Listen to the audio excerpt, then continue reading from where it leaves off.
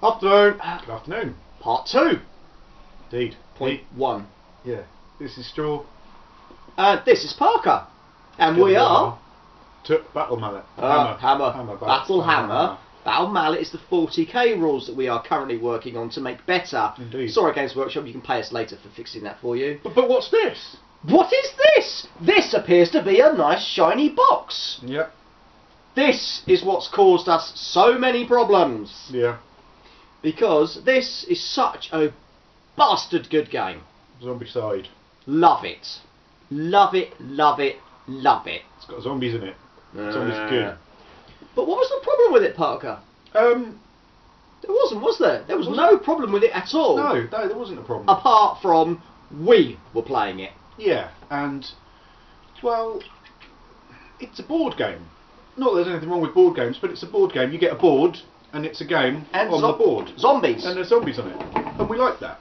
However, we were thinking, like, wouldn't it be good if you could go outside the confines of the board? Like, what if you were to do this and do that and do this? And then Straw found Papercraft Terrain. Best thing ever. Yeah. I'm sure you've seen photos on Keep talking. Blog. I will keep talking because I know what he's going to I will be back. And so yeah, Straw got into Papercraft Terrain. We were thinking, what would it be like if this or if that, and in this scenario, wouldn't it look cool if you had a proper building to go around rather than the flat board? So Straw found Papercraft Terrain, built some stuff up, and then we decided to play Zombicide with things like this. Proper buildings with crash helicopters. All made out of paper. All made out of paper. Well, I'm not being funny. I'm going to make a load of these for 40k so we can battle over an intact city. Yeah. Best bit about these? He didn't do that.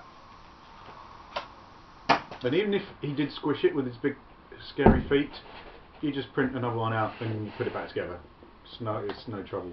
It's not like spending hours and hours crafting this immaculate piece of, you know, MDF terrain that you've spent a lot of money on in the first place and then breaking that.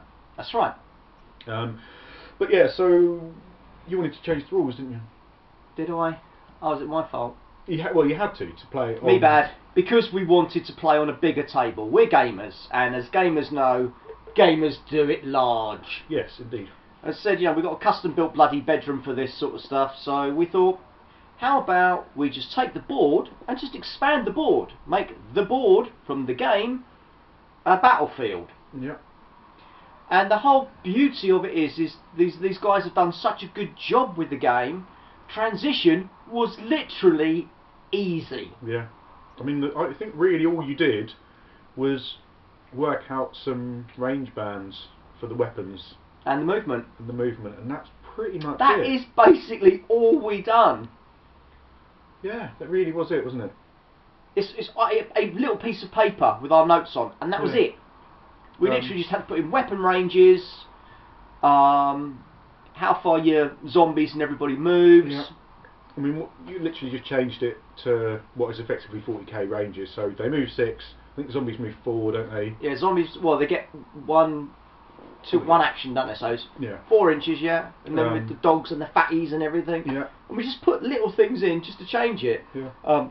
For example, the Abomination can smash through walls. Yeah. And it will always go in a straight line towards the survivors. So it will just smash things out of the way. Vehicles, people. But we've had, what, 13 people playing it one day? Yeah, yeah. Crazy! Yeah, really good. Crazily good. I remember standing on top of a car as Rob drove away with all the other survivors, apart from me and his own son. And I was standing on top of a car, blasting zombies with my shotty. And, you know, I'm not saying you wouldn't get that in the full Zombicide, but... You know cinematically, it looks so pretty and because of all the buildings. On the table. We did a Christmas one, and that was beautiful. It's completely snow covered. That's a lot of flour. Yeah. Don't know how you cleaned it all up. Whoa! Bless you. Excuse me. We even had a Coca-Cola lorry. Yeah. That was quite funny. Holidays are coming. Yeah. Whether you like it or not. But it's just so fun. You know, the cards, the way the combat works, it all translates straight over. It was beautiful. So all we did was just work out some ranges, wasn't it? Yeah. And put some spawn points on, Yeah. and off you go. Apart from that, it was pretty much exactly the same as the main game. You know, all of your cards do the same things. You're still rolling the same dice to do everything. Yeah, you go into a building, everything spawns. Yeah. Although there's different levels, but search it. And it really, that was kind of what inspired, I think, Straw to begin to want to change the 40k rules. In that, you know what, it's our game, we play it. We don't have a huge meta, if you like, of, you know, various different clubs coming to play each other. Just whoa, one moment. I'm always confused by meta. What the fuck does it mean? Well, it's like the game within the game. So your meta, what they call your meta, like if everyone else plays Space Marines and you play Eldar, then you pick your army specifically to play against Space Marines. So then if you take that out of what is your meta game, and you move it to a different group, it might not work as well because they don't play Space Marines. It's kind of a very bandied around word, and it's like a lot of these internet lists and stuff, it doesn't work against the meta, stuff like that. But we don't kind of have that problem because we're quite a tight-knit group. We don't like strangers around here. Yo. They talk funny. And so it doesn't really matter if we want to change something, it's not going to affect our whole group. You know, if you've got people going to a gaming club 2 times a week and they come from all around the county and you've maybe got 30, 40 people and you go, hello, I want to change the rules. Well, no, you can't change the rules, they're the rules, they're written down. But because there's like 6 of us and we go, we want to change the rules, fuck it, let's change it. And that's what we do, because we want the game for us. And we recommend that you do the same. Yes. Use our rules. Our rules. Or use your own rules. You know, actually... So we're not getting anything out of this. If they want a copy of our rules, we'll send them a copy. Not that you'll get a copy, because we haven't done it yet. Think outside the box. Oh, brilliant. See what I did there? Oh, that's clever. Outside, as we thought outside of the box. As we do. Was that the only one good one we're going to get That's the only vaguely good joke you get today, yeah. I'm not saying you should do it all the time or do it for every game, but at least think about what you might want to do. Try it. Because it's opened my eyes, not to say we're game writers, but you kind of, you know, you think, well, what would it be like if you were? It's not that difficult. I mean, we're quite lucky because we've been role-playing for... I've been gaming for 31 years. I know this youthful look doesn't look like it, but 31 years I've been gaming. Yeah, but I haven't been gaming that long because I'm not old enough to have been gaming that long. He is. I am. But I think because we play a lot of role-playing games, there's a lot of adaptation in role-playing games. If you want to make a new monster, you just make a new monster. If you want to have a new scenario, you just make one up. And I think that's where we've taken some of our inspiration from that kind of imaginary visuals, if you like, that kind of cinematicism that you can get in role-playing. We do like cinematics. You want it to look good, you want it to feel good. It's not just about moving models on a table, it's about an army battling against the enemy. And you want that to come across. And so giving it a cinematic feel, giving it that kind of role-playing edge means that, for us personally, it gives us a chance to adapt a game and play it how we want to.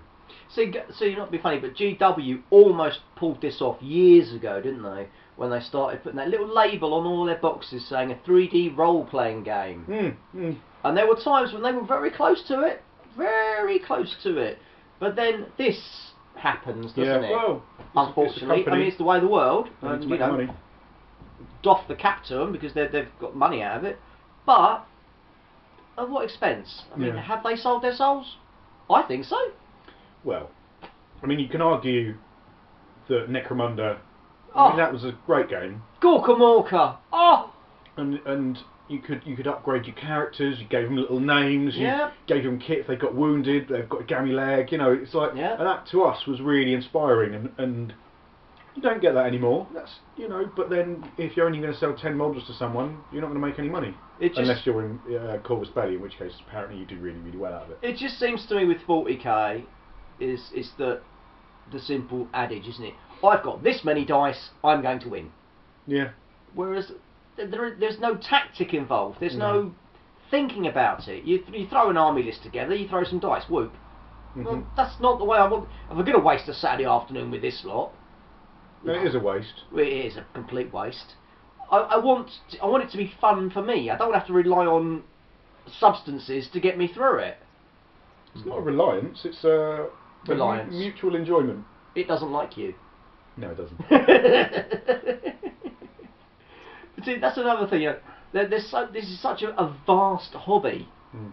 There are so many aspects and facets to it that we could talk all bloody day, and we probably will till the batteries run out. Yep. But there's always something else, isn't there? Mm-hmm. Just when you think you've finished with doing an army, or you've finished writing the rules for that bit, something will always happen, and it will just change things for you. Mm. As I said, I was talking about the vehicle squadrons. See, that came to me last night. I'm like, no, I